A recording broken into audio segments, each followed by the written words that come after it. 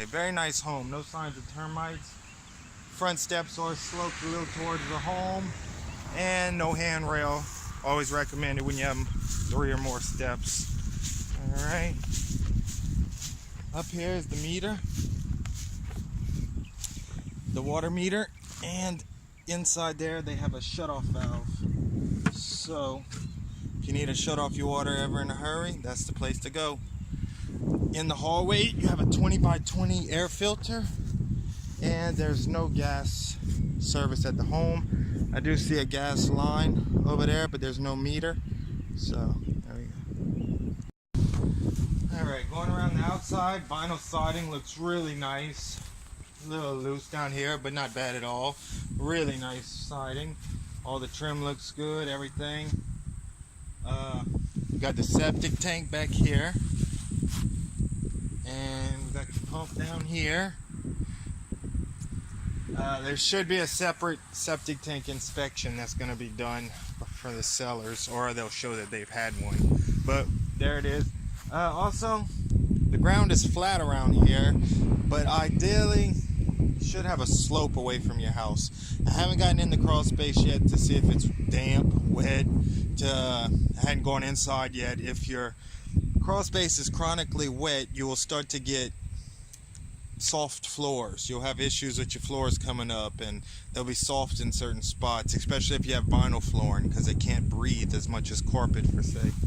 So ideally it would be nicer if this home was, you know, the ground underneath was higher and it sloped away from the home. But until I get under there and until I go inside, I can't really tell if it's causing any issues. The AC, it's a Nordyne. The manufacturer is a Nordyne. It is, I have it all in the report, but it's a 2-ton, and it is from 2006. Everything looks good on it out here. I haven't tested it on the inside yet. Insulation's coming off of the refrigerant line, but not too big a deal, very minor. So as we go around the outside, everything else looks pretty good. A little loose, but sliding. Yeah, I mean, it just looks a little loose, but it's actually on there pretty good. No issues there. Check the outlets. They're all fine. Grounded. Everything looked good on them so far.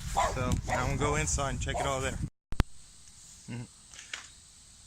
Yeah, everything looks good in here. We got a General Electric panel. We have a little bit of corrosion, but not too bad at all. The only other thing I'm seeing in here that's not really up to current standards would be over here you have these neutrals that they should be in there they should have their own little slot. We call that double tap neutrals. You could Google it, get more information on them, but I only see 2 of them that should be spread out a little bit further, those neutrals. But not a huge issue. Electricians were doing them like that all the time back in the day, and now they tell them that they need to separate them all in case one comes loose. It could arc or something, you know. That's the main issue, is if one comes loose, it could start arcing because the slot's only made for 1 wire. So not a huge deal. We see it pretty often, but everything else in here looks good.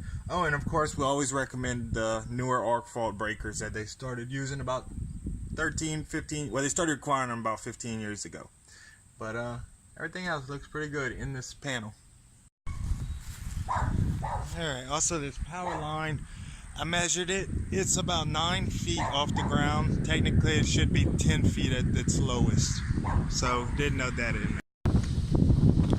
Alright, inspecting the roof. Well, we have ridge vents up here going along the top. That's nice. Let's see, roof looks really good. Ideally, right up here, you put a little Tor or silicone on these nails, but I've never actually seen them leaking at the top of the ridge. I mean, the water would have to land perfectly up there, but you know, a little Tor or silicone wouldn't hurt over those nails. But overall, you know, I'm gonna go through it a little better, but just looking at it right here, the roof looks awesome. Really good condition. All the flashings look fine. I noticed the flashing over here is a little bit lifted. You know, especially out here in the country with not much blocking it, the wind and everything is possible in a high storm that it could seep underneath. Won't be until I get in the attic that I can see if there's any leaking, but wouldn't hurt to fasten it down a little better, and if you have to use a nail or something to just seal it up after. But overall, the roof looks really good. The only rusty flashing I see is around the electrical mast, but not a huge deal unless we find it's leaking, but not a big deal. Overall, it looks really good up here. Alright, in the attic now. I just crawled right back there to the other side, going all through the attic, and it looks wonderful in here. Plenty of insulation, hard to see. There will be pictures in the report. Ductwork looks good. No electrical connections, not in the boxes. The few small issues I see is just things they weren't doing when they built the home. Bathroom vents into the attic. You know, about 15 years ago, they require them now to vent to the outside. So there'll be like a little dryer duct thing hooked onto the end to bring the air to the outside. But it's pretty typical for the homes. Everything else looks really good in here. Plenty of decking in case you want to store some things next to the access. Here, that's the air handler. The interior part of the split system AC.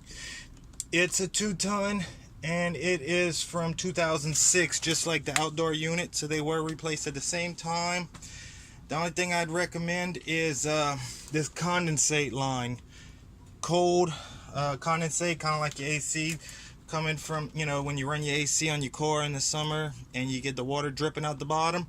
Well, there'll be cold water passing through here, and with the hot humid attic it will drip, and so you'll see these moisture stains on this decking.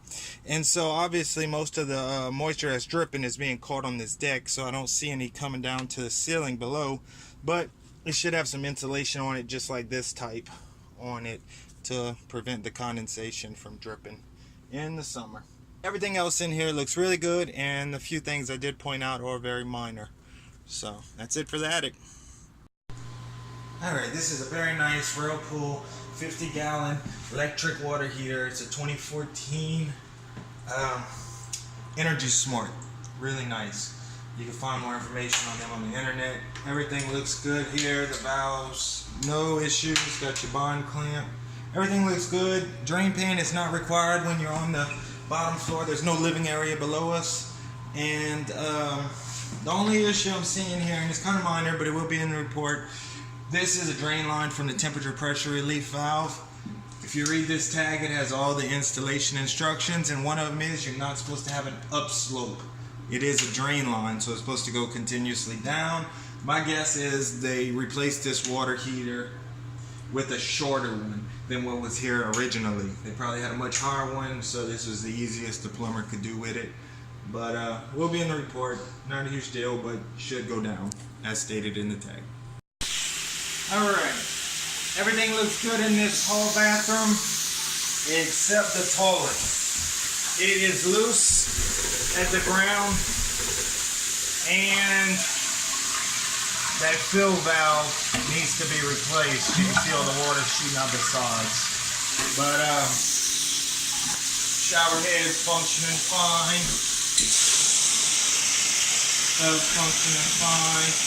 All I now need to do is check the draining, but so far so good in this bath.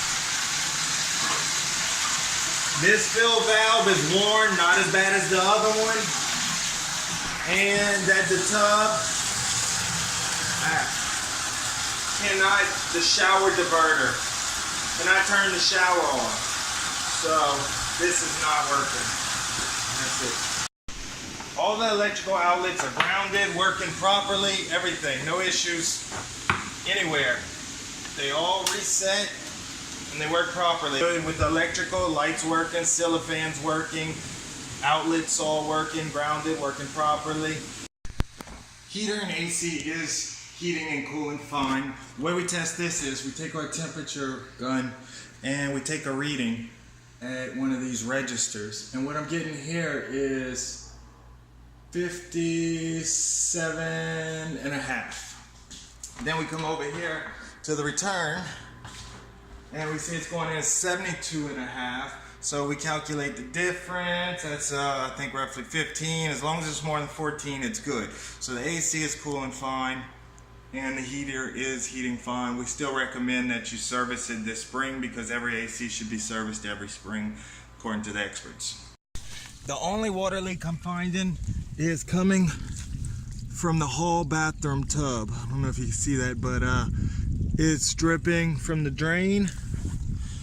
No other plumbing issues noted as for leaking drain. This is polybutylene plastic piping. So that'll be noted in the report. Sometimes insurance companies might want to know. They had a large class action suit against the manufacturers in the 90s. I'm not seeing any problems. They are fully insulated, but it's always advisable to have a plumber look at all polybutylene lines. You could Google polybutylene lines, PB, supply piping. It might also be easier to search. And lots of information on the internet. Alright, crawl space looks pretty good. It is a little low, but it's a little damp, but not too bad. I didn't feel any soft spots walking around. All these beams look good. The most important thing is that I could see each pier to be able to check for termites. Okay, I do see one pier on the right side of the home, way over there, that's a little crooked. Not too bad, but I have a laser level, and when I tested the level of the home, everything was within 2 inches, so not bad. That's pretty good actually. And all the beams look good. Slightly crooked pier. I don't see any need for repairs now. I would just monitor it, but overall it looks really good down here. We just had the leak and drain on the other side, and that's it. Another thing worth noting is the floor joists are not visible. This is a foam insulation board. It also acts as a vapor barrier too.